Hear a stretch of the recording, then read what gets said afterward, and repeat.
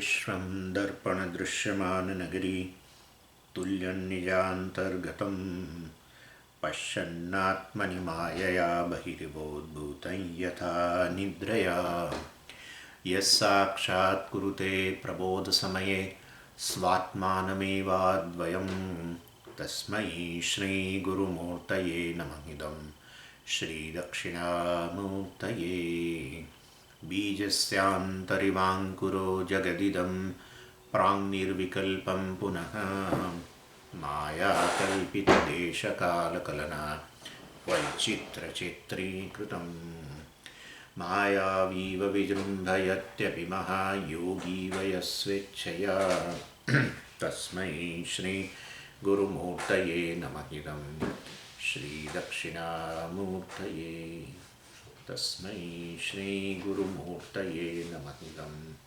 श्रीदक्षिणामूर्तये।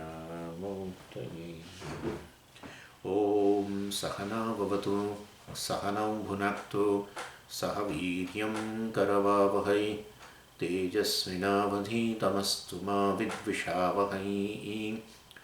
ॐ शान्तिः शान्तिः शान्तिः। सदाशिवसमारम्भां शङ्कराचार्यमध्यमाम् अस्मदाचार्यपर्यन्तां वन्दे गुरुपरम्पराम्। ॐ विरोधाद् एव च विद्यानमोक्षं प्रति कर्माणि अपेक्षते स्वात्मलाभे तु पूर्व उपचित दुरितप्रतिबन्ध अपनयनद्वारेण विद्यायाः हेतुत्वं प्रतिपद्यन्ते कर्माणि नित्यानि इति। भाष्यकार કહી રહ્યા છે વિરોધાદેવ ચ વિદ્યા ન મોક્ષમ પ્રતિ કર્માણિ અપેક્ષતે. વિરોધાત એટલે બ્રહ્મજ્ઞાન જે છે, આત્મજ્ઞાન જે છે એ કર્મની અપેક્ષા રાખતું નથી. કર્માણી ન અપેક્ષતે શેના માટે? બ્રહ્મજ્ઞાન શેના માટે કર્મની અપેક્ષા નથી રાખતું? મોક્ષ માટે. મોક્ષ માટે થઈને બ્રહ્મજ્ઞાન કર્મની અપેક્ષા નથી રાખતું. વિરોધાદેવ કારણ કે કર્મની કોઈ ત્યાં આવશ્યકતા જ નથી મોક્ષમાં. મોક્ષ એટલે શું? હું જે છું એવું જાણવું એમના મોક્ષ છે. Just being one self. મોક્ષ એટલે વાસ્તવમાં હું મોક્ષ સ્વરૂપ છું એ જાણવું. એટલે જ્યારે આવું જાણવાની વાત આવે ત્યાર પછી એમાં કર્મ ક્યાંથી આવે? કર્મ હોય તો પછી મોક્ષ પ્રાપ્ત કરવાની વસ્તુ હોય. આત્મા જે છે અત્યારે બંધનમાં હોય અને એને મુક્ત કરવાની જરૂર હોય તો મુક્ત કરવું તો પછી કર્મ આવે કરવું. પણ મુક્ત હોય અને ખબર ન હોય તો પછી ખાલી જાણો કે હું મુક્ત છું અને એમાં પછી કર્મનો કોઈ અપેક્ષા રહેતી નથી. અને માટે વાસ્તવ આ શેના જેવું છે કે ભાઈ ખાંડનો પેલો દાણો હોય એને વાસ્તવની અંદર ગળ્યા થવું છે, પરંતુ એણે એના માટે કશું કરવાની જરૂર નથી. ખાંડના દાણાએ ગળ્યા થવા માટે કંઈ કર્મ કરવાની જરૂર નથી, ખાલી એણે જાણવાની જરૂર છે. કારણ કે કેમ એવું કહો છો જાણવાની જરૂર? કારણ કે એને ખબર નથી કે હું ગળ્યો છું. માટે એવી ને એવી રીતે હું મોક્ષ સ્વરૂપ છું, મુક્ત છું, બ્રહ્મ છું, પરંતુ વાસ્તવમાં ખબર નથી અને માટે જાણવાની જરૂર છે. અને એટલે કેવળ જ્ઞાનની જ અપેક્ષા છે મોક્ષ માટે. હું મુક્ત છું એ જાણવાનું નામ મોક્ષ કહીએ છીએ આપણે. અને માટે ખરેખર આત્માને મુક્ત કરવાનો હોત તો પછી આવું બધા કર્મની જરૂર પડે, ઉત્પત્તિ વગેરે બધા કર્મની. પરંતુ એ તો આપણે જોઈ ગયા પહેલાં પૂર્વની અંદર ઉત્પત્તિ, ગતિ વગેરે જે છે, સંસ્કૃતિ, વિકૃતિ, આ બધા પ્રકારના કર્મો એ કોઈ કર્મની આવશ્યકતા નથી, કારણ કે હું ખરેખર મુક્ત જ છું. એટલે મારું સ્વરૂપ છે એના પણ સ્વામીજી હું સચ્ચિત છું, પરંતુ આ આનંદ જે છે એ તો મારે પ્રાપ્ત કરવાની વસ્તુ છે. હું આનંદ સ્વરૂપ છું એ તો ભવિષ્યમાં થાય. અત્યારે તો હું દુઃખી જ છું. આત્મા ખરો, હું સચ્ચિત ખરો, પરંતુ હું દુઃખી છું અને ભવિષ્યમાં આનંદ સ્વરૂપ બનીશ. અરે ભાઈ, સચ્ચિત જે છે એ આનંદથી ભિન્ન નથી. સચ્ચિત અને આનંદ કોઈ ભિન્ન વસ્તુ નથી. સતે આત્મા છે ને આનંદે આત્મા છે ને ચિતે આત્મા છે, ચૈતન્ય આત્મા જ છે. પરંતુ મને આનંદ ફીલ થતો નથી, આનંદનો આમ અનુભવ થતો નથી. આ તો એ કંઈ ફિલિંગની વસ્તુ નથી. આ કોઈ મતલબ કે આનંદ અનુભવવાની વસ્તુ નથી. આ તો એક સત્ય છે, એ વસ્તુનું જ્ઞાન છે, નોલેજ ઓફ ફેક્ટ. સત્ય વસ્તુ છે એનું જ્ઞાન છે કે હું આનંદ સ્વરૂપ છું. એટલે આનંદ સ્વરૂપ છું અર્થાત પૂર્ણ છું, કોઈ પ્રકારની મર્યાદા વગરનો છું. બસ એ જાણવું, એમાં કોઈ આનંદના અનુભવની જરૂર નથી. અને માટે હું આનંદ સ્વરૂપ બનીશ ભવિષ્યમાં, એના માટે કંઈક કરવું પડશે, એ કર્મની અપેક્ષા રહેશે, એવું પણ નથી. I don't require. પછી પૂર્વપક્ષી જે છે એને કોઈ પણ રીતે આ કર્મ અને જ્ઞાન જે છે એને સાંકળવા છે મોક્ષ પ્રાપ્તિ માટે. અને માટે એ રીતે એ આ બધા દલીલ કરે છે કે બંને ભેગું થાય ને મોક્ષ, બંને ભેગું થઈ કર્મ અને જ્ઞાન ભેગા થઈને મોક્ષની ઉત્પત્તિ કરે. અને એના માટે એ ઉદાહરણ આપે હંમેશા કે આપણું પેલું પાન, નાગરવેલનું પાન હોય ને, આ સોપારી હોય ને, અને પેલો ચૂનો હોય ને, કાથો હોય ને, બધું ભેગું થઈને કેવો લાલ કલર આપે, લાળ પાછી ભેગી થાય એની અંદર. અને બધા ઇન્ડિવિજ્યુઅલી બધું જુદું જુદું છે, પરંતુ એમને ભેગું કરવામાં આવે અને કેવી રીતે એક જુદા જ પ્રકારની વસ્તુ ઉત્પન્ન થાય એવી રીતે. અથવા પેલી આપણી ધાતુઓ હોય, એ ધાતુઓને જેમ ભેગી કરીને એ લોકો છેવટેમાંથી આપણે સુવર્ણ વગેરેની બનાવવાની વાત કરતા હોય, રસબાલ વિદ્યા. આનું વર્ણન વેદમાં છે થોડું. એટલે આ રીતે આવું બધું અલગ અલગ વસ્તુઓ ભેગી કરીને કોઈ નવી જ વસ્તુની ઉત્પત્તિ થાય, એવી રીતે કર્મ અને જ્ઞાનને ભેગા કરીએ, સમુચ્ચય કરીએ જીવનમાં, તો છેવટે મુક્તિ પ્રાપ્ત થાય, મોક્ષ પ્રાપ્ત થાય, એવી બધી દલીલો કરે. પરંતુ એટલે આ જ્ઞાન અને કર્મનો સમુચ્ચય રીતે મોક્ષ કરે. પરંતુ વાસ્તવમાં મોક્ષની વ્યાખ્યા જરા સમજો ને તો આ વસ્તુ, આવા પ્રકારનો ખ્યાલ તમારો ન રહે. મોક્ષ એટલે શું? સ્વાત્મની અવસ્થાન. સ્વાત્મા એટલે હું જે આત્મા જ છું એ વાસ્તવમાં એની અંદર અવસ્થિત થવું. આત્મા પણ કોણ છે? આત્મા મુક્ત છે, અર્થાત એ જાણવું. આત્મા બ્રહ્મ છે એ વસ્તુ જાણવું. બ્રહ્મ એટલે મુક્ત, કોઈ પ્રકારની મર્યાદા વગરનું એને બ્રહ્મ કહે. એટલે એ વાસ્તવમાં હું બ્રહ્મ છું એવું જાણવું, એનું નામ જ મોક્ષ છે ને. એમાં કોઈ કર્મની આવશ્યકતા નથી. એટલે હદ સુધી કે આપણે જ્યારે રડી રહ્યા હોઈએ, શોક કરી રહ્યા હોઈએ, ત્યારે આપણે બ્રહ્મ જ છીએ. એને તો બ્રહ્મ રડે છે? હા, બ્રહ્મ રડે છે. જ્યાં સુધી તમે જાણો નહીં ને કે હું બ્રહ્મ છું, ત્યાં સુધી બ્રહ્મ રડે છે. બ્રહ્મ અજ્ઞાન દશામાં જીવ માનીને રડે. પછી જીવ તરીકે રડો છો ને, બ્રહ્મ તરીકે ક્યાં રડો છો? બ્રહ્મમાં રડવાનું નથી ને કશું નથી. એટલે વાસ્તવમાં બ્રહ્મ જ રડે છે અજ્ઞાન દશામાં. અને એ જાણે કે હું બ્રહ્મ છું ત્યારે રડવાનું બંધ થઈ જાય છે, એમ કહેવાનો આશય છે. એટલે બિકોઝ ઓફ ઇગ્નોરન્સ આ વસ્તુ અહીંયા કહેવામાં આવે છે. આ વસ્તુ ખરેખર બ્રહ્મ આનંદ સ્વરૂપ છે, એ તમે અને એ વસ્તુ જાણવી જોઈએ. અને માટે એમાં કોઈ કર્મની અપેક્ષા નથી. એટલે સ્વાત્મલાભ એટલે કર્મને જ્ઞાનને આ કર્મ વગેરેની આવશ્યકતા નથી. હા, પરંતુ એક જ્ઞાન ઉત્પન્ન થાય માટે એને કર્મની અપેક્ષા છે. જ્ઞાનને મોક્ષ પ્રતિ કર્મની જરૂર નથી, પણ એ જ્ઞાન ઉત્પન્ન થાય અંતઃકરણમાં, એના માટે કર્મની આવશ્યકતા છે. સ્વાત્મલાભી. કારણ કે એટલે કહેવાનો આશય છે કર્મ કેવી રીતે એમાં હેતુ બને જ્ઞાનની ઉત્પત્તિ માટે. એટલે કારણ કે આપણે કહ્યું પહેલાં જો કે વાત થઈ ગઈ, એટલે અહીંયા ભાષ્યકાર ફરી કહી રહ્યા છે પૂર્વ ઉપચિત દુરિત. પૂર્વમાં પ્રાપ્ત કરેલા દુરિત પ્રતિબંધો બધા જે છે એ જે છે એને અપનયન દ્વારે એની નિવૃત્તિ કરવા દ્વારા વાસ્તવની અંદર વિદ્યાયા હેતુત્વ, એ જ્ઞાનનો એ હેતુ બને છે. આ બધા વિહિત કર્મો જે છે, વેદમાં રહેલા વિહિત કર્મો છે, નિત્ય કર્મો જે છે, એ વાસ્તવમાં વિદ્યાનો હેતુ બને છે. કેવી રીતે? આ પૂર્વમાં રહેલા દુરિત બધેનો ક્ષય થાય નિત્ય કર્મોના અનુષ્ઠાનથી. એને કારણે અંતઃકરણ જ્ઞાન પ્રાપ્તિ માટે યોગ્ય બને, અને એને કારણે જ્ઞાનની ઉત્પત્તિ થાય. અને એ જ્ઞાનની ઉત્પત્તિ જ મોક્ષ છે. જ્ઞાન જ મોક્ષ છે. કારણ કે હું મુક્ત છું એવું જાણવું. જ્ઞાન એટલે હું જાણું. શું જાણું? કે હું મુક્ત છું. બસ. સર્વ બધા જે બધા ખ્યાલ મારા વિશેના છે, જે બધા મને બંધન ને સંસારમાં ધકેલી દે છે, એ બધા ખ્યાલો વાસ્તવમાં તો અજ્ઞાનમાંથી ઉપજેલા છે. એ બધા એમાં સર્વથી હું મુક્ત છું.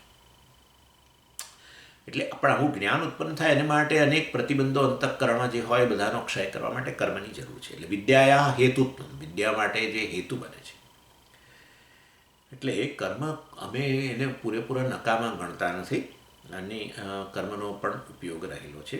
અને પણ મોક્ષ માટે કર્મનો ઉપયોગ નથી. વિદ્યાની ઉત્પત્તિ માટે કર્મની જરૂર છે, નિત્ય કર્મોનું અનુષ્ઠાન વગેરેની આવશ્યકતા છે. પછી ભાષ્યકાર કહે છે, અતઃ એવ અસ્મિન પ્રકરણે ઉપન્યસ્તાની કર્માણી ઇતિ અવોચામાં એવં ચ અવિરોધઃ કર્મવિધિશ્રુતીનાં અતઃ કેવલાયાઃ એવ વિદ્યાયાઃ પરમ શ્રેયઃ ઇતિ સિદ્ધમ. અતઃ એવ, આ જ કારણસર, એમ આ જ કારણસર એટલે કયા કારણસર? વાસ્તવની અંદર આપણે પહેલાં જે કહ્યું ને કે કર્મ વગેરેની આવશ્યકતા રહે છે આ વિદ્યાની ઉત્પત્તિ માટે, એ જ કારણસર વાસ્તવમાં અસ્મિન પ્રકરણે, આ પ્રકરણની અંદર, એટલે અત્યારે જે ચર્ચા ચાલી રહી છે એમાં ઉપન્યસ્તાની કર્માણી એટલે કર્મ વગેરેની પણ ચર્ચા કરવામાં અહીંયા આવેલી છે. એ આ જ કારણસર. કયા કારણસર? કે જ્ઞાનની ઉત્પત્તિ માટે હેતુરૂપ બને છે એ વસ્તુ, એ વસ્તુ સત્ય છે. અને માટે અહીંયા જ્ઞાનનો, આ ઉપનિષદ વગેરેમાં તો જ્ઞાનની ચર્ચા હોવી છે, છતાં પણ કર્મની ચર્ચા કરેલી છે. એ આ જ કારણસર કરી છે. ઇતિ અવોચામાં, ભાષ્યકાર કહે છે ઇતિ અવોચામાં, એટલે અમે પહેલાં કહી ગયા છીએ. અને ક્યાં કર્મની ચર્ચા રહેલી છે? આમાં જ આગળ આવી ગયું. સત્યમ વદ ધર્મમ ચર સ્વાધ્યાયાન્મા પ્રમદઃ યાની અનવદ્યાની કર્માણી તાની સેવિતવ્યાની નો ઇતરાણી. અનવદ્યાની, અવદ્ય એટલે નિંદનીય, અનવદ્ય જે નિંદનીય નથી, જે ધર્મને અનુરૂપ છે, શાસ્ત્રને અનુકૂળ છે, નિત્ય નૈમિત્ય કર્મો વગેરે છે, વિહિત કર્મો જે છે એ અનવદ્ય કર્મો કહેવાય. યાની અનવદ્યાની કર્માણી તાની સેવિતવ્યાની, જે આવા વિહિત કર્મો વગેરે છે, તાની સેવિતવ્યાની, એનું સેવન કરવું જોઈએ, એનું અનુષ્ઠાન કરવું જોઈએ. નો ઇતરાણી, એના સિવાય અવદ્ય કર્મો, નિંદનીય કર્મો, નિષિદ્ધ કર્મો જે છે એનું સેવન ન કરવું જોઈએ. આમ કરીને અહીંયા શિક્ષાવલ્લીમાં જ કહેવામાં આવ્યું. અર્થાત કર્મ અનુષ્ઠાનની પણ ચર્ચા કરવામાં આવી જ છે. ઉપન્યસ્તાની એટલે ડિસ્કસ્ડ, એટલે બધી ચર્ચા થઈ. એ આ જ કારણસર. કયા કારણસર? કારણ કે જ્ઞાનની ઉત્પત્તિનો એ હેતુ બને છે, માટે અમે ચર્ચા કરેલી જ છે. અને ઉપનિષદ પણ એ કહી રહ્યું છે. ઉપનિષદ આત્મજ્ઞાન આપે છે, તો પછી આ બધું સત્યમ વદ ધર્મમ ચર આ બધું કહેવાની ક્યાં જરૂર છે? સત્ય બોલો, આ તે બધું, એ બધું કહેવાની ક્યાં જરૂર છે? ના, પણ એ વસ્તુ પણ વિદ્યાની ઉત્પત્તિ માટે હેતુ બને છે. મોક્ષ માટે હેતુ નહીં, વિદ્યાની ઉત્પત્તિ માટે, અધિકારિત્વ વગેરે માટે જરૂરી છે. એવં ચ અવિરોધ કર્મવિધિ શ્રુતિનામ એવં ચ, અને આ તેથી અવિરોધ, કોઈ વિરોધ નથી. શેના વચ્ચે? There is no contradiction. શેના વચ્ચે? આ શ્રુતિ જે કહી રહ્યું છે કર્મવિધિ, અર્થાત અનેક પ્રકારના વિહિત કર્મો વગેરેની જે વાત કરે છે, જેમાં કારકો રહેલા છે, કર્તા, કર્મ, કરણ બધું રહેલું છે, એવા વિહિત કર્મો જે છે એના વિશે ની વાત કરે છે આત્મજ્ઞાનની સાથે સાથે. આ પણ આવા પ્રકારના કર્મો, વિહિત કર્મોની વાત કરે છે. એમ માટે વિરોધ રહેલો નથી.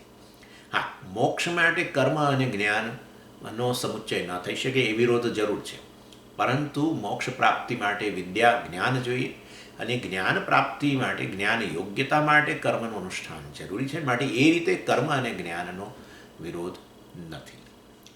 એટલે કર્મવિધિ શ્રુતિનામ અવિરોધ. કર્મવિધિ એટલે વિહિત કર્મ વગેરે જે છે એનો, જે ભલે ને એમાં કારકો રહેલા છે, જ્ઞાનમાં કારકો બિલકુલ એનું ઉપમર્દન થઈ જાય છે.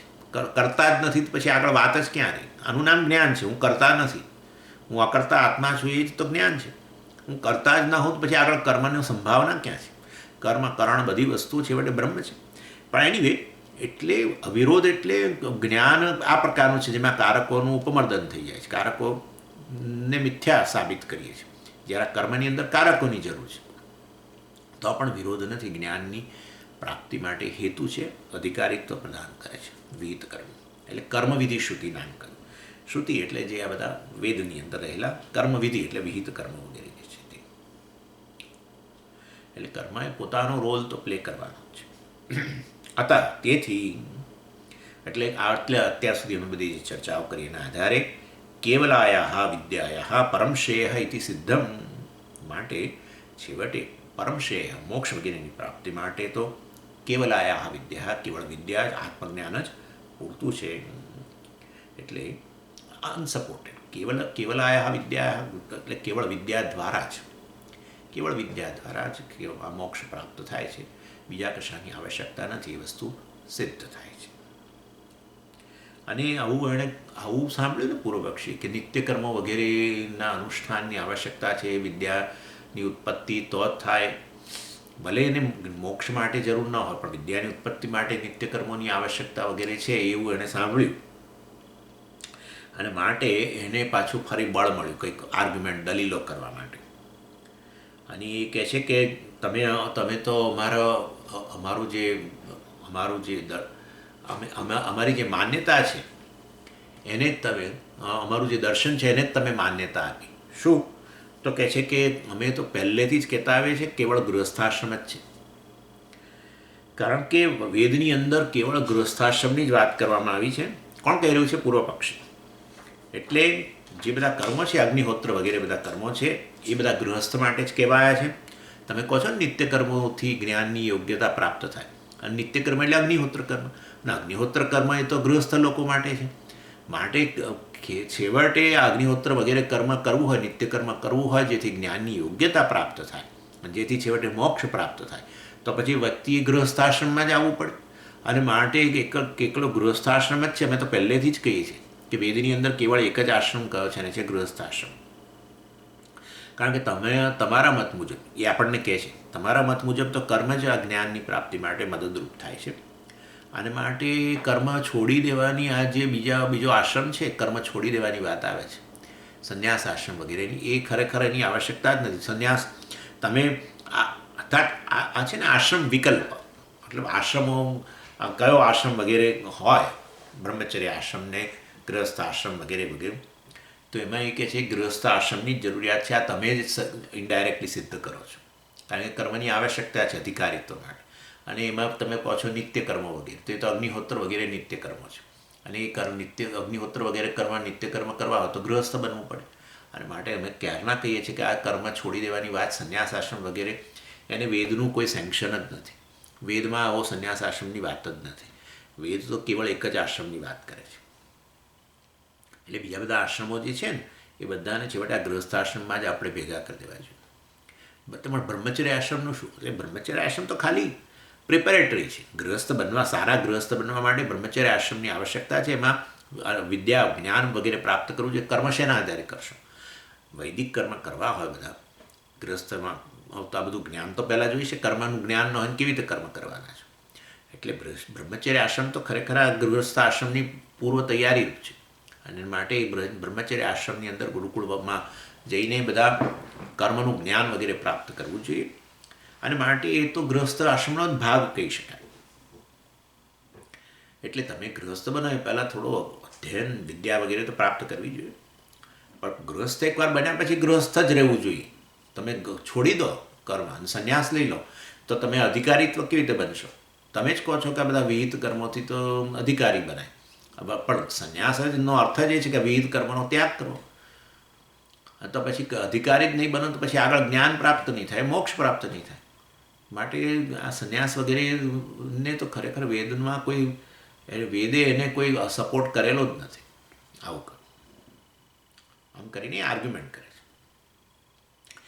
એવં તર્હિ આશ્રમાંતર અનુપપત્તિ કર્મ નિમિત્તત્વાત વિદ્યોત્પત્તેઃ ગાર્હસ્થે ચ વિહિતાની કર્માણીતિ ઐકાશ્રમ્યમ એવ અતશ્ચ યાવત જીવાદિષુ તયોઃ અનુકૂલતરઃ સ્યુઃ. અતશ્ચ યાવત જીવાદિશ્રુતયઃ શ્રુતયઃ અનુકૂલતરઃ સ્યુઃ. ઓકે. એવં તર્હિ એટલે જો આવું હોય તો, હજુ એની વાત ચાલુ છે. આશ્રમાંતર અનુપપત્તિ, જો આવું જ હોય કે વિહિત કર્મો વગેરેનું અનુષ્ઠાનની આવશ્યકતા છે અધિકારીત્વ પ્રાપ્ત કરવા માટે, જો એવું હોય તો આશ્રમાંતર અનુપપત્તિ. આશ્રમાંતરમ અન્ય આશ્રમ આશ્રમાંતરમ એટલે અન્ય આશ્રમ જે છે, અન્ય આશ્રમ એટલે બીજા સ્વાનપ્રસ્થ, સંન્યાસ વગેરે બધું જે છે એ ખરેખર અનુપપત્તિ, એ શક્ય જ નથી. અર્થાત એવા આશ્રમો જે છે એ તો ઉપજાવી કાઢેલા છે. ખરેખર આવા બધા આશ્રમોને શાસ્ત્રનું કોઈ અસંમતિ નથી. કારણ કે બીજા બધા આ જે આશ્રમો છે એમાં તો કેવળ જ્ઞાનની વાતો છે બધી, હે ને. સંન્યાસ આશ્રમ એટલે શું? જ્ઞાન. અને ઇવન બ્રહ્મચર્ય આશ્રમ એટલે શું? જ્ઞાન. ઇવન આ વાનપ્રસ્થ જે છે એ સંન્યાસના પૂર્વ તૈયારીનું છે. અને માટે જો સંન્યાસ આશ્રમ વગેરે જ્ઞાન માટે હોય તો આ વાનપ્રસ્થ પણ એની પૂર્વ તૈયારીનું છે. અને એમાંય કર્મનો, વાનપ્રસ્થમાં કર્મનો ઘણો, આમ મોટાભાગના કર્મનો ત્યાગ થઈ ગયો છે. વાનપ્રસ્થ મોટે ભાગે બીજા બધા કર્મનો ત્યાગ કરીને કદાચ એ નિત્ય નૈમિત્તિક કર્મ કરતા હોય, પણ બીજા બધા કર્મનો ત્યાગ થઈ ગયો હોય અને કેવળ માનસ કર્મ, ઉપાસના વગેરે કરતા. ઇન શોર્ટ, ગૃહસ્થાશ્રમ જેવા તો કર્મો રહ્યા જ નથી હવે. ઇનફેક્ટ વાનપ્રસ્થ બનેલી વ્યક્તિ પોતે બધા નિત્ય નૈમિત્તિક કર્મોનો ભાર પોતાના સંતાનોને સોંપી દેતા હોય છે વિધિવત, અને પોતે વધારે મોટાભાગે ઉપાસના વગેરેની અંદર. અને કારણ કે કર્મ કરવા, વ્યવહાર અનેક કર્મો કરો ને એટલે પછી એ મનની અંદર એક મનમાં અડચણ તો રહે જ. એટલે તમે વગેરે આ ધ્યાન, ઉપાસના વગેરે કરતા હો તો તમારે વ્યવહારમાંથી તો બહાર આવવું જ પડે, કર્મ વગેરેમાંથી. અને માટે વાનપ્રસ્થના જીવનમાં કર્મ બહુ રહ્યા નથી. અને તો એ સંન્યાસની પૂર્વ તૈયારી રૂપ છે. જાણે સંન્યાસમાં પૂરેપૂરા કર્મનો ત્યાગ. બ્રહ્મચર્ય આશ્રમમાં તો કર્મો બહુ છે નહીં, એમાં જ્ઞાન પ્રાપ્તિ. એટલે એનો અર્થ એવો થયો કે બીજા બધા આશ્રમોમાં તો કોઈ કર્મ વગેરે તો છે જ નહીં, અને તમે કર્મને નું અનુષ્ઠાનને આવશ્યક માનો છો જ્ઞાનની પ્રાપ્તિ માટે. એટલે અમે કહીએ છીએ કે વાસ્તવમાં કર્મ નિમિત્તત્વાદ વિદ્યોત્પત્તે, વિદ્યાયાः ઉત્પત્તિः વિદ્યોત્પત્તિः તસ્યાः કર્મ નિમિત્તત્વાત. આ જ્ઞાન વગેરે જે ઉત્પન્ન થાય એને માટે કર્મ પર જ આધારિત છે. અને માટે કયો જ્ઞાનની ઉત્પત્તિ કર્મ પર જ આધારિત છે. અને માટે બોલો હવે, ગૃહસ્થ આશ્રમ સિવાય આ વિદ્યાની ઉત્પત્તિ કેવી રીતે થશે? કર્મ જ નહીં કરો તો અધિકારી નહીં બનો, અને અધિકારી નહીં બનો તો જ્ઞાન ઉત્પન્ન નહીં થાય, મોક્ષ નહીં થાય. અને માટે બીજા આશ્રમો ખરેખર છે નહીં, કારણ કે એમાં કર્મ બહુ છે નહીં. અને ગૃહસ્થ આશ્રમને જૂનું જ વિધાન શાસ્ત્ર વેદમાં કરવામાં આવ્યું છે. બીજા કોઈ આશ્રમો યોગ્ય નથી મોક્ષ પ્રાપ્તિ માટે. છેવટે ગાર્હસ્થે ચ વિહિતાની કર્માણી, બધા જ કર્મો જે છે એ ગૃહસ્થ માટે જ કહેવામાં આવેલા છે. ગૃહસ્થ જ કર્મ કરવા માટે અધિકારી છે. કારણ મોટાભાગના વૈદિક કર્મો વગેરે જે છે એમાં પત્નીની આવશ્યકતા હોય છે. અને એની વસ્તુ સત્ય છે. કોઈ પણ મોટાભાગના યજ્ઞ કર્મ જે છે એમાં પત્ની વગર કર્મ ન થઈ શકે. અને માટે ગૃહસ્થાશ્રમમાં જ વિવિધ કર્મો બધા, એટલે ગૃહસ્થાશ્રમમાં જ કર્મનું અનુષ્ઠાન શક્ય બને છે. અને માટે એકાશ્રમ, ઓનલી એક જ આશ્રમ છે અમારી દૃષ્ટિએ તો. આ ઐકાશ્રમ એમ કહે છે એ છે ને ભાવવાચક નામ છે. એકાશ્રમસ્ય ભાવ ઐકાશ્રમ્ય. એટલે વાસ્તવમાં ફક્ત ગૃહસ્થાશ્રમ જ એકલો રહેલો છે. શાસ્ત્રમાં ઐકાશ્રમ્ય રહેલું છે. ઐકાશ્રમ એટલે શાસ્ત્રમાં એક જ આશ્રમની વાત કરવામાં આવી છે. તમે તો આ સંન્યાસ વગેરેની અંદર તો આ સંન્યાસ આશ્રમ વગેરેમાં તો કર્મનો ત્યાગ થઈ જાય છે. અને માટે કોઈ વિદ્યાની ઉત્પત્તિ થવાની શક્યતા નથી. અને માટે મોક્ષની, તમે કહો છો સંન્યાસ મોક્ષ માટે, પણ મોક્ષ શેના દ્વારા? વિદ્યા દ્વારા. વિદ્યા માટે શું જોઈશે? અધિકારિત્વ જોઈશે. અધિકારિત્વ ક્યાંથી મળશે? કર્મ દ્વારા. તો પણ કર્મ જ છોડી દીધા છે તો પછી એટલે મોક્ષ પ્રાપ્ત નહીં થાય. એટલે અમે કહીએ છીએ કે ગૃહસ્થાશ્રમ જ ખરેખર યોગ્ય છે. એ એક જ આશ્રમની વાત રહેલી છે. એટલે કર્મ કરતા રહો, નિત્ય નિમિત્તે કર્મ, વિહિત કર્મ કરતા રહો, રિમેઇન ગૃહસ્થા. ભલે બ્રહ્મચર્ય આશ્રમ માની લઈએ છીએ આને પૂર્વ તૈયારીનું. લગ્ન લોકો 2 વર્ષના બાળકનું થોડું લગ્ન કરે, પુખ્ત વયનો થાય એટલે લગ્ન કરે, પણ ત્યાં સુધી એને ભણવાનું અથવા બધું એ તો હોય.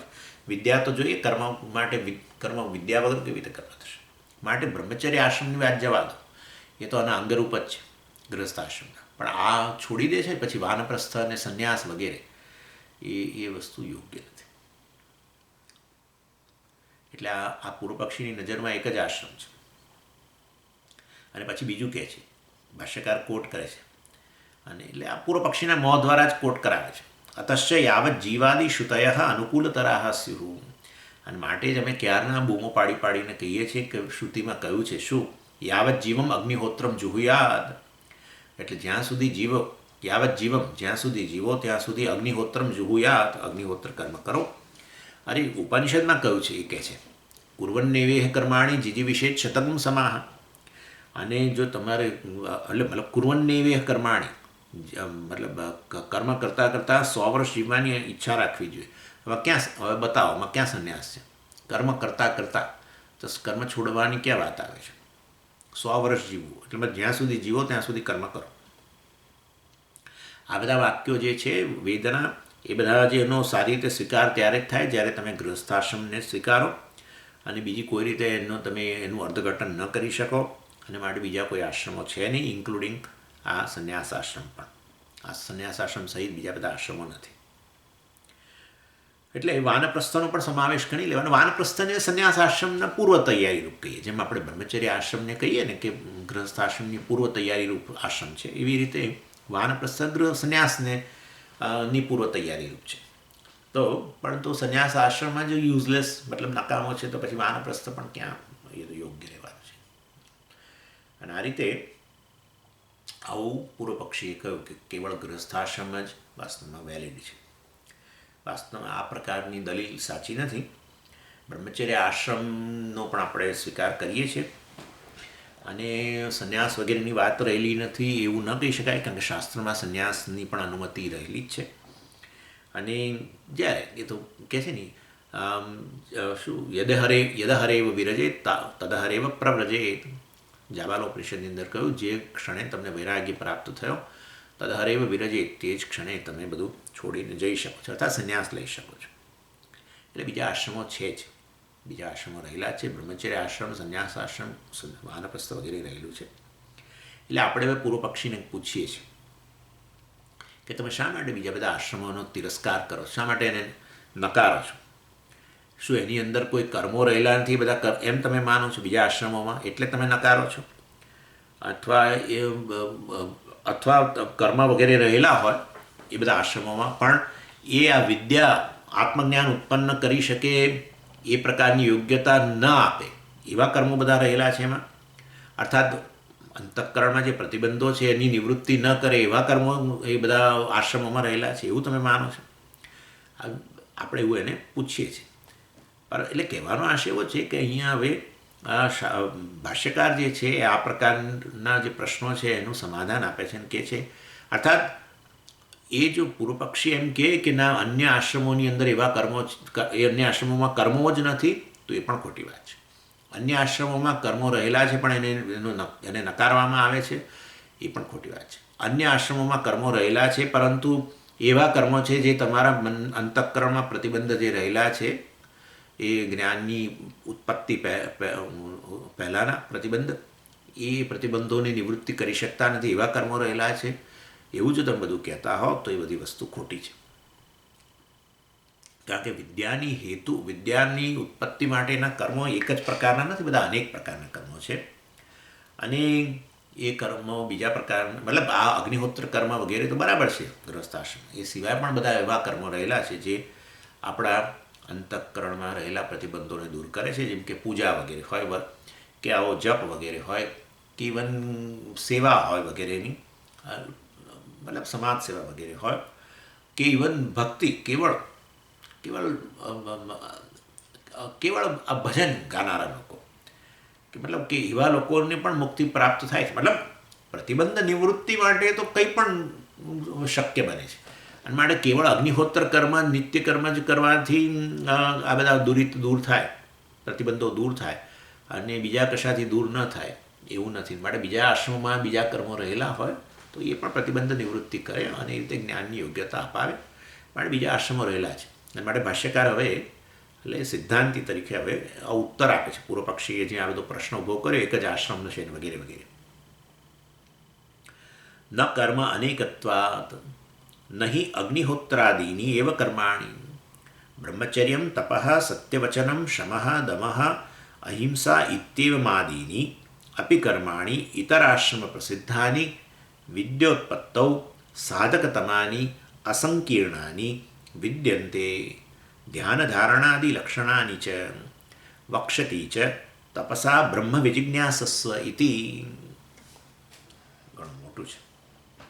શું કહે છે ભાષ્યકાર? જવાબ આપે છે પૂર્વ પક્ષી, નહીં અગ્નિહોત્રાદીની એવ કર્માણી, એટલે કર્માણી અગ્નિહોત્ર નહીં, આવું નથી.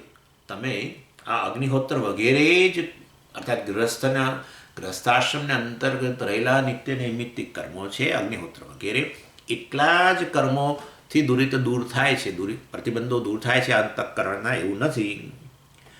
બહુ મોટી વસ્તુ કહી ભાષ્યકારે. એટલે ઘણા પ્રકારના કર્મો છે જે આ દુરિતનો ક્ષય કરી શકે છે. એ કયા કર્મો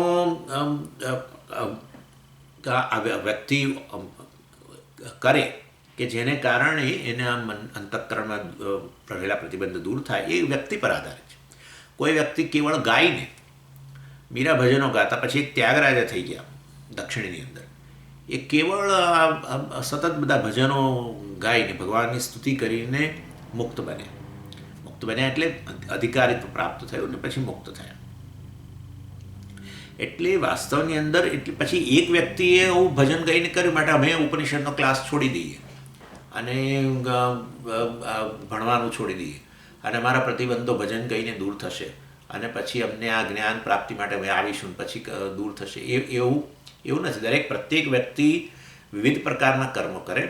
ઘણી વ્યક્તિ સમાજ સેવા એ શ્રેષ્ઠ ભાવથી કરે અને છેવટે પ્રતિબંધો દૂર થાય, રાગદ્વેષ વગેરે, અને પછી જ્ઞાન પ્રાપ્ત કરીને મુક્ત થાય.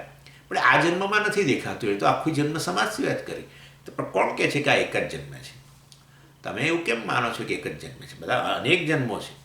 અને માટે નવા જન્મની અંદર ઓછા પ્રતિબંધો સહિત હશે તો એને જ્ઞાનની જિજ્ઞાસા ઉત્પન્ન, આ બ્રહ્મ આત્માને જાણવાની જિજ્ઞાસા ઉત્પન્ન થશે જ.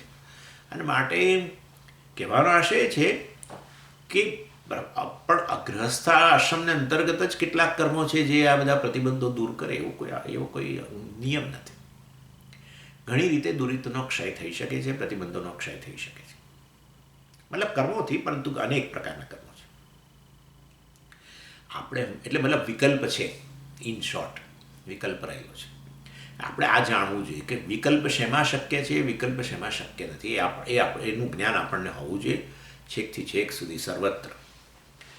જ્યાં વિકલ્પો ન હોય ત્યાં વિકલ્પો માગો તો એ શક્ય નથી. જેમ કે તમારે રંગના તમે કોઈ રંગનું દર્શન કરી રહ્યા છો, કલર, તો પછી એના માટે કોઈ વિકલ્પ નથી કે આંખનો જ ઉપયોગ કરવો પડે. તમે કાનનો ઉપયોગ કરો તો ન ચાલે. અને પછી આવો આગ્રહ રાખો કે આંખથી જ આ રંગના દર્શન થાય, બીજી કોઈ ઇન્દ્રિયોથી નહીં. અને આવું કોઈ કહે તો એને તમે એમ કહો કે આ તો ફેનેટિક છે, આ તો પેલો શું છે ને કે આપણે જેમ પેલો કહીએ ને અત્યંત આગ્રહી અને જ વળગેલો. આંખનો જ ઉપયોગ કેમ? બીજા પણ સાધનોથી કેમ ન થાય? આમાં વિકલ્પ નથી.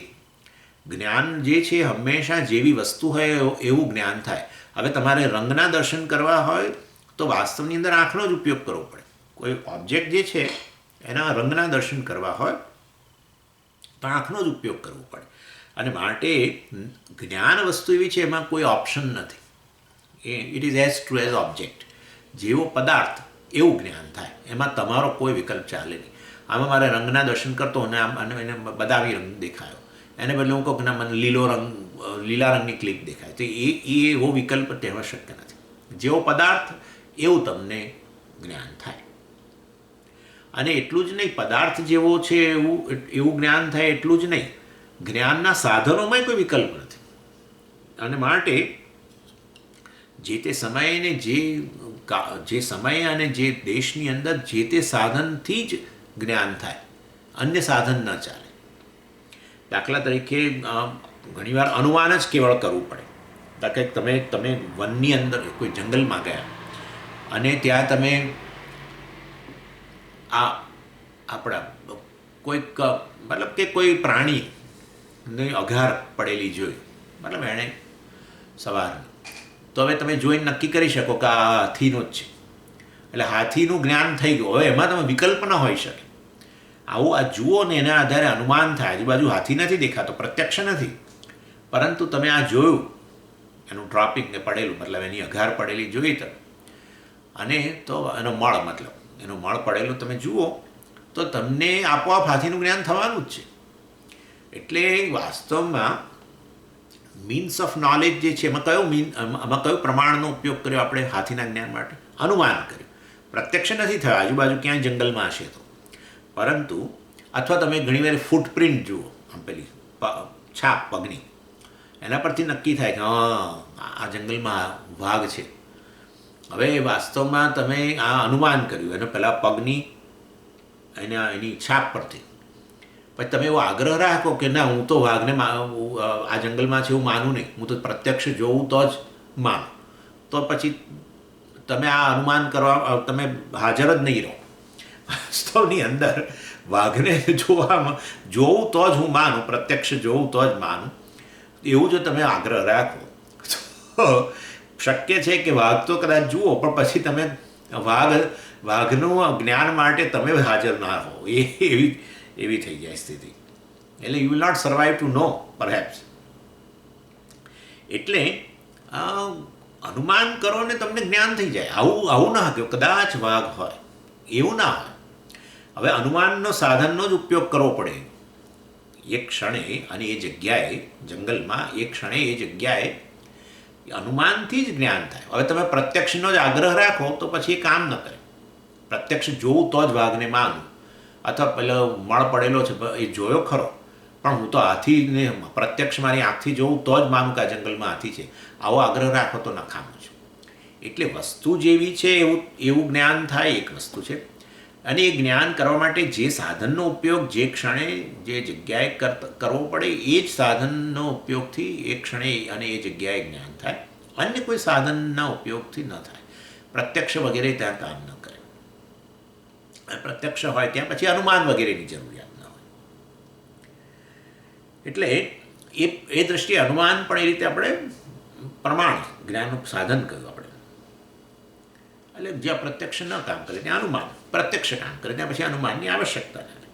અને એ રીતે પ્રત્યક્ષ હોય, અનુમાન હોય, ઉપલબ્ધિ હોય, અને એ બધા જ વાસ્તવમાં એ રીતે શ્રુતિ પ્રમાણ, શ્રુતિ પણ જે છે શ્રુતિના શબ્દો વગેરે પણ પ્રમાણ છે, જ્ઞાનના સાધન છે.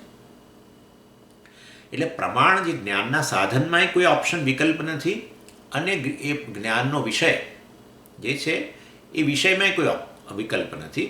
એ ક્લિપ હોય તો ક્લિપ જ દેખાય. હું કહું મને પપૈયું દેખાય તો એવું ન થઈ શકે. વસ્તુ જેવી છે એવું જ જ્ઞાન થાય. ક્લિપ હોય તો ક્લિપનું જ્ઞાન થાય, પપૈયું હોય તો પપૈયાનું જ્ઞાન થાય.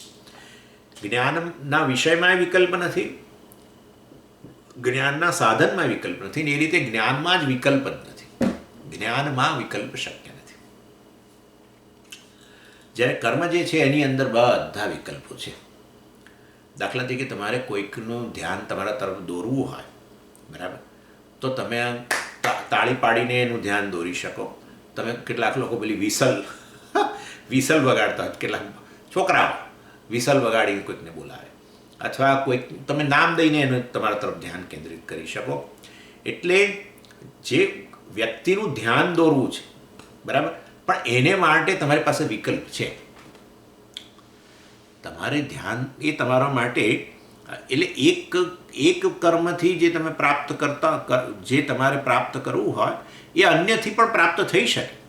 વ્યક્તિનું ધ્યાન દોરવા માટે તમે ક્યાં તો વિસલ વગાડો, ક્યાં એનું નામ દઈને એને બોલાવો, ક્યાં તાળી પાડીને બોલાવો, બધું શક્ય છે. એટલે તાળી પાડીને જે તમે પ્રાપ્ત કરી શકો એ જ વસ્તુ તમે વિસલ વગાડીને કરી શકો.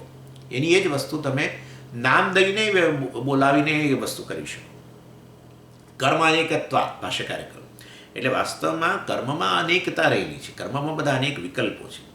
કારણ કે આપણે કહી રહ્યા છીએ, આપણે એ વ્યક્તિને કહી રહ્યા, પેલું ગૃહસ્થ આશ્રમમાં જ રહેલા બધા કર્મો છે એનાથી જ અધિકારિત્વ મળે ને એનાથી જ વ્યક્તિની પછી જ્ઞાન, એને કારણે પછી વિદ્યાની ઉત્પત્તિ થાય ને મોક્ષ થાય ને આપણે કહી રહ્યા છીએ એવી કોઈ આવશ્યકતા નથી. જરૂર અગ્નિહોત્ર કર્મ વગેરે જે ગૃહસ્થાશ્રમમાં રહેલા છે એનાથી ચિત્તશુદ્ધિ થાય, અંતઃકરણમાં રહેલા દોષો દૂર થાય, બધું બરાબર છે. પણ કર્મમાં તો અનેકતા છે. એટલે બીજા કર્મો પણ એવા હોઈ શકે જેના દ્વારા એ જ પ્રકારનું ફળ, એટલે શું, દુરિત ક્ષય જે કરવો છે, દોષોની નિવૃત્તિ વગેરે કરવી છે, એ થઈ શકે છે. અને માટે એક જ આશ્રમમાં રહેલા કર્મોનો આગ્રહ ન રાખી શકાય. માટે એક જ આશ્રમ છે એવું પણ ન કહી શકાય. એમ કહેવાનો આશય છે ભાષ્યકાર. અન્ય આશ્રમો રહેલા પણ કર્મો જે છે એના દ્વારા પણ આપણે જે પૂર્વજન્મોના જે બધા અનેક દોષો જે છે એની નિવૃત્તિ થઈ શકે છે. જેવી રીતે અગ્નિહોત્ર કર્મ વગેરેમાં ગ્રસ્થ આશ્રમમાં રહીને અગ્નિહોત્ર કર્મ વગેરેથી દુરિત ક્ષય થાય એવી રીતે.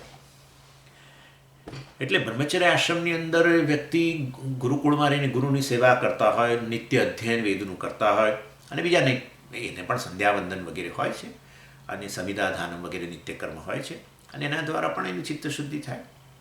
અને તપશ્ચર્યા તો બધે રહેલી જ હોય છે, એ બધા જ આશ્રમો છે. અને એમાં વાક તપશ્ચર્યા છે.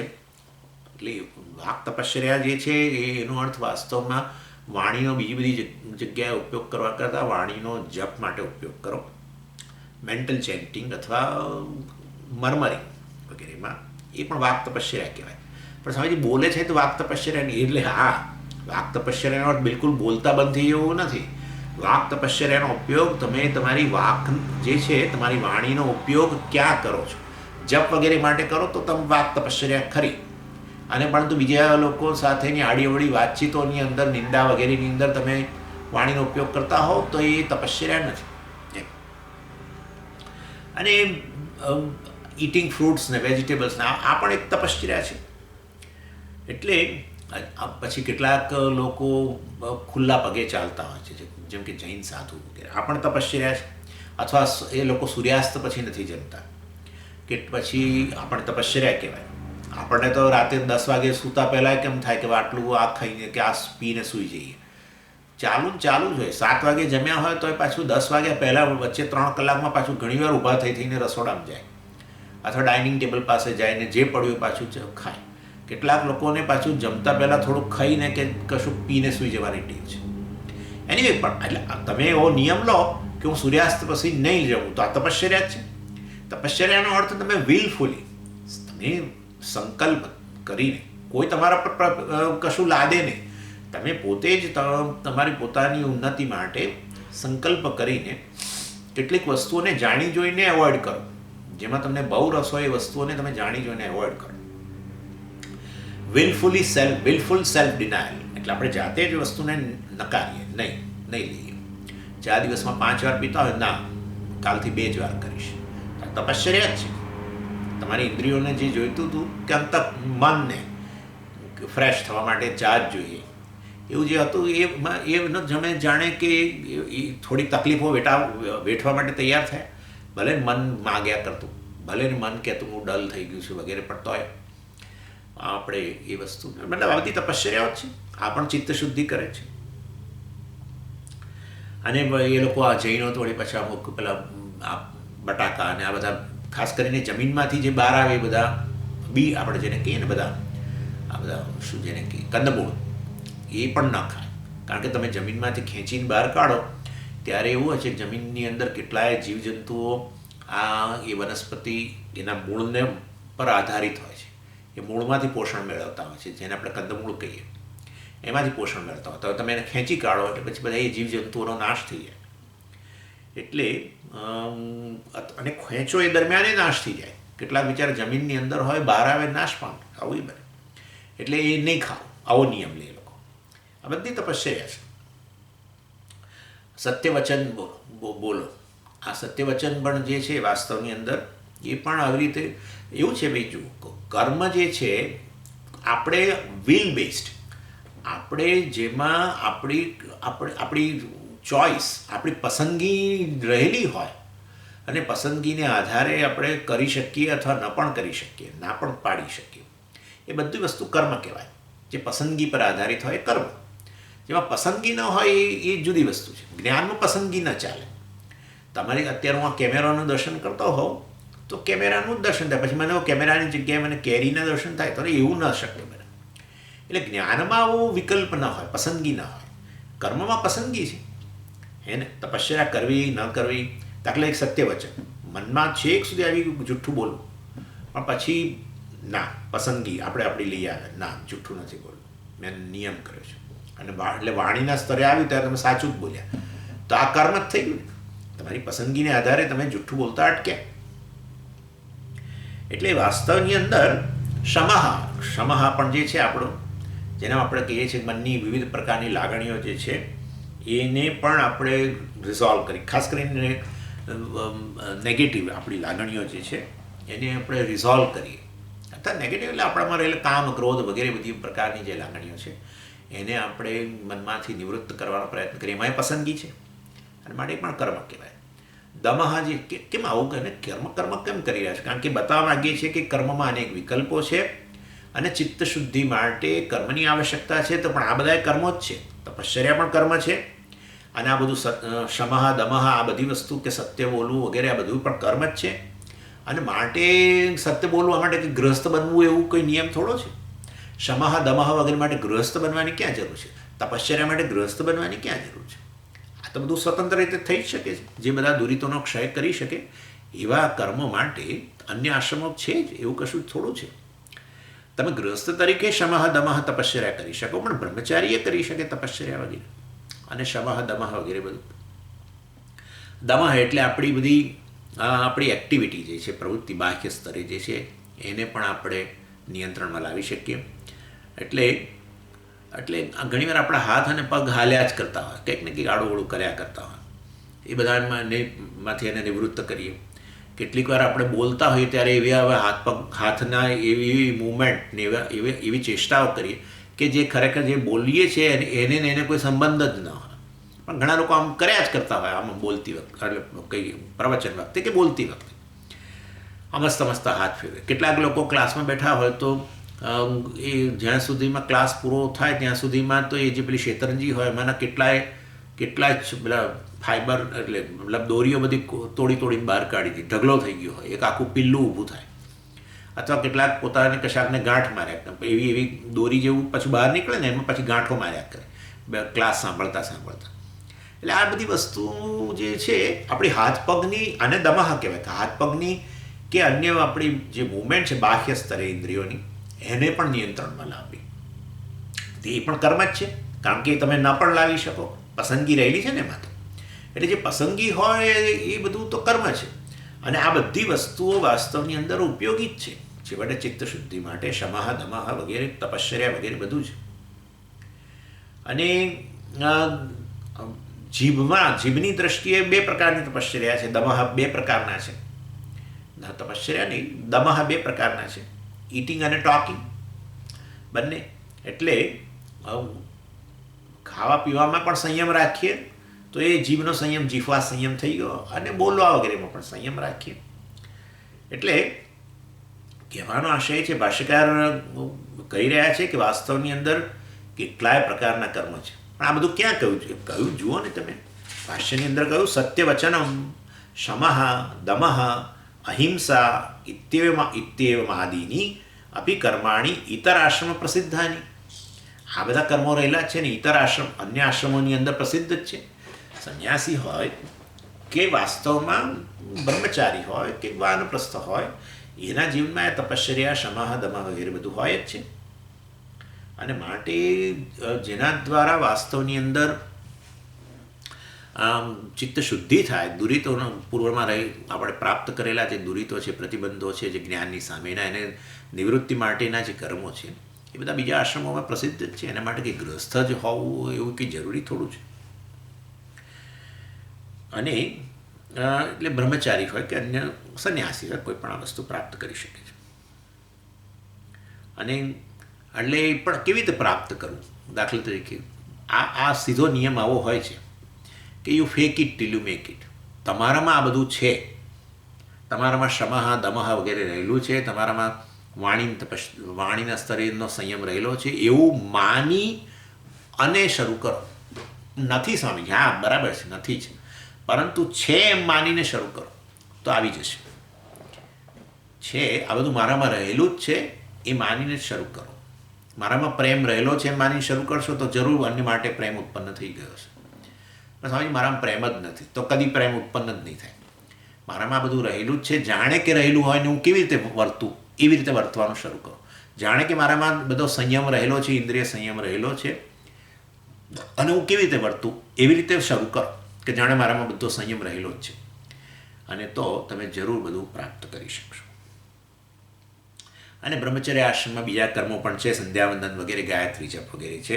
સંન્યાસ આશ્રમ સંન્યાસીઓને પણ કેટલાક જપ વગેરે હોય જ છે. અને આ રીતે આદિની અહીંયા ભાષ્યકારે કહ્યું અહિંસા ઇત્યેવમાં આદિની એટલે વગેરે વગેરે. એટલે સત્યવચન, શમઃ દમઃ અહિંસા આ બધું છે એ તો છે જ છે. એ સિવાય બધા નિત્ય કર્મો વગેરે બ્રહ્મચર્ય આશ્રમમાં કે ઇવન સંન્યાસમાં પણ રહેલા છે. ઇતર આશ્રમ પ્રસિદ્ધાની એટલે ઇતર અન્ય એટલે ગ્રસ્તાશ્રમથી અન્ય આશ્રમો બધા પ્રસિદ્ધ છે આ બધા કર્મો, ખાસ કરીને બ્રહ્મચર્ય સંન્યાસ આશ્રમ વગેરેમાં. અને એ પણ કર્મો દુરિતના ક્ષય માટે જવાબદાર છે. અને તો પછી વ્યક્તિને જરૂર જ્ઞાનની ઉત્પન્ન થઈ શકે છે જ્યારે શાસ્ત્રનો પછી શાસ્ત્ર આચાર્યની મદદથી એ જ્યારે જ્ઞાન પ્રાપ્ત કરે ત્યારે એને પણ જ્ઞાન ઉત્પન્ન થાય છે, મોક્ષ પ્રાપ્ત કરે છે. અને એટલું જ નહીં, સાધક તમાની જુઓ આ બધા કર્મો શમઃ દમઃ તપઃ વગેરે સાધક તમાની એટલે મોસ્ટ હેલ્પફુલ, જ્ઞાનની ઉત્પત્તિ માટે બહુ જ મદદરૂપ છે બધા. એટલે માટે ખાલી અગ્નિહોત્ર વગેરેની જ વાત ન કરશો. અને પાછા કેવા છે અસંકીર્ણાની. હા, અસંકીર્ણાની એટલે એ બધાને કંઈ જોડવામાં નથી આવ્યા. શેની સાથે? અન્ય શ્રૌત કર્મો યજ્ઞ કર્મ સાથે જોડવામાં નથી આવ્યા. હા, કે ફલાણો યજ્ઞ કરવાનો છે માટે જ આટલા શમઃ દમઃ વગેરે બધું કરવું એવું નથી. આ બધા સ્વતંત્ર થઈ શકે છે.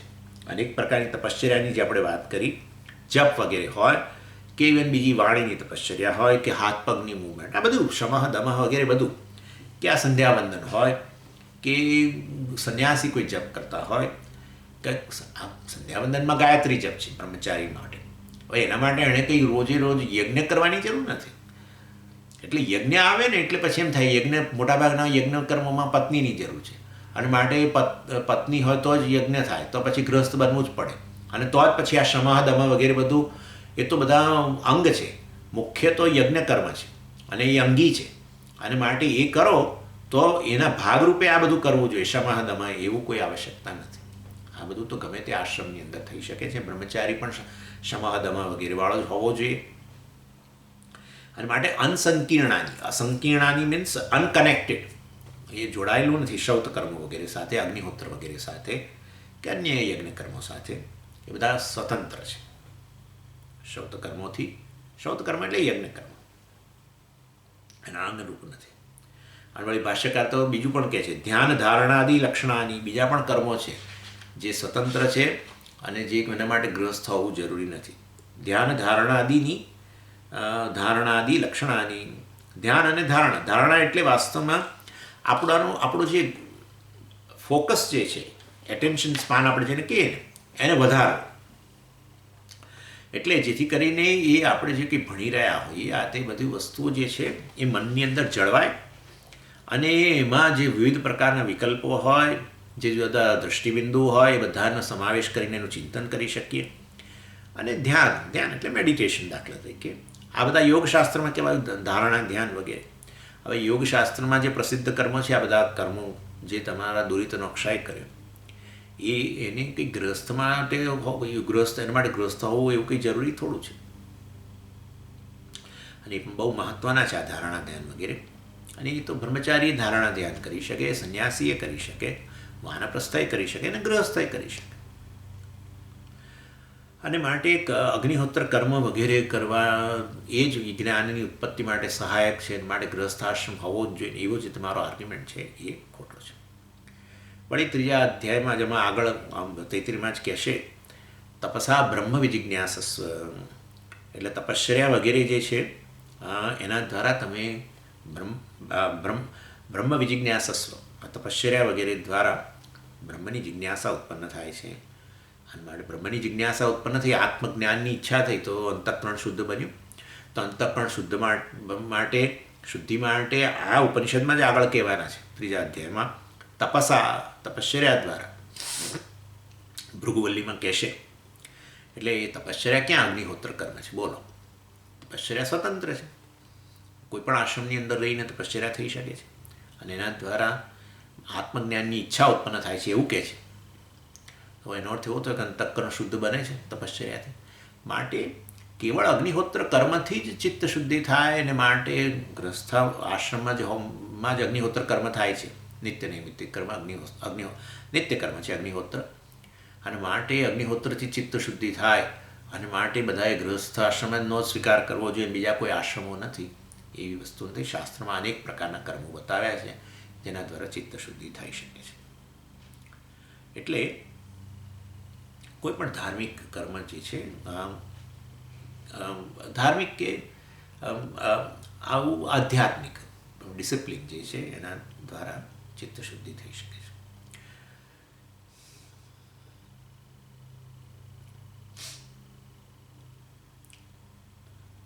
અને બીજું પણ સાથે સાથે કહે છે, દાખલા તરીકે તમે કહો કે અગ્નિહોત્ર વગેરે કર્મ નથી રહેલા, અમે એક ક્ષણ માટે એવું માની લઈએ અને કારણ કે તમે એ કરી રહેલા છો અને માટે તમે એને મોસ્ટ ઇફેક્ટિવ સાધન તરીકે માનો છો, તો પણ એનો વાંધો નથી. છતાંય ગૃહસ્થાશ્રમ સિવાય ગૃહસ્થાશ્રમમાં પ્રવેશ કર્યા સિવાય પણ વ્યક્તિ મોક્ષ પ્રાપ્ત કરી શકે છે. એ વસ્તુની ચર્ચા અમે આગળ કરવાના છીએ. દાખલા તરીકે તમે કહો કે અગ્નિહોત્ર કર્મથી જ ચિત્તશુદ્ધિ થાય અને એ જ શ્રેષ્ઠ કર્મ છે ચિત્તશુદ્ધિ માટે, જેથી મોક્ષ છેવટે પ્રાપ્ત થાય. કારણ કે તમે કરો છો માટે તમને એટલો બધો આગ્રહ છે એના માટે, પણ તોય તમારે આટલું તો સ્વીકાર કરવો જ પડશે કે વ્યક્તિએ ગૃહસ્થાશ્રમમાં પ્રવેશ કરવો જરૂરી નથી. અન્ય આશ્રમોની અંદર રહીને કર્મ કરીને પણ વાસ્તવની અંદર મોક્ષ પ્રાપ્ત થઈ શકે છે. એ ચર્ચા હવે તમને અમે આગળ કરીશું. ઓમ પૂર્ણમદ પૂર્ણમિદમ પૂર્ણાત પૂર્ણમુદચ્યતે પૂર્ણસ્ય પૂર્ણમાદાય પૂર્ણમેવાવશિષ્યતે. ઓમ શાંતિ શાંતિ શાંતિ. હરિ ઓમ શ્રી ગુરુભ્યો નમઃ. હરિ ઓમ.